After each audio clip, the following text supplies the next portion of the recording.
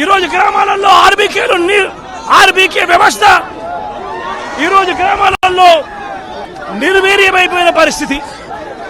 ఈ వ్యవస్థ నిర్వీర్యమైపోయిన పరిస్థితి. ఈరోజు గ్రామాలలో రైతులను చేపట్టుకొని నడిపించే ఈ ఆర్బీకే వ్యవస్థ ద్వారా గతంలో పంటలు కొనుగోలు జరిగేటివి. ప్రతి రైతు కూడా ఈ క్రాప్ కింద రిజిస్టర్ చేసుకున్న ప్రతి రైతుకు కూడా గిట్టుబాటు ధరలు వచ్చే విధంగా ఆర్బీకేలో ఈ మాదిరిగా పోస్టర్లు కనిపించేటివి.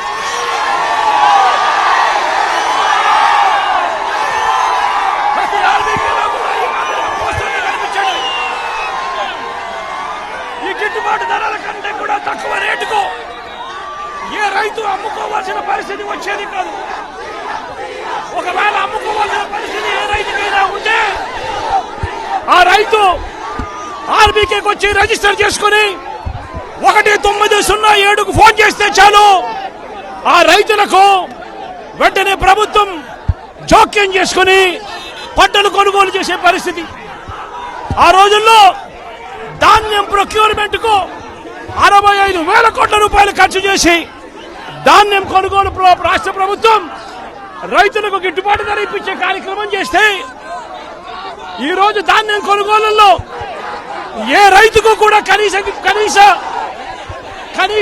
ధర రాలేదు. ప్రతి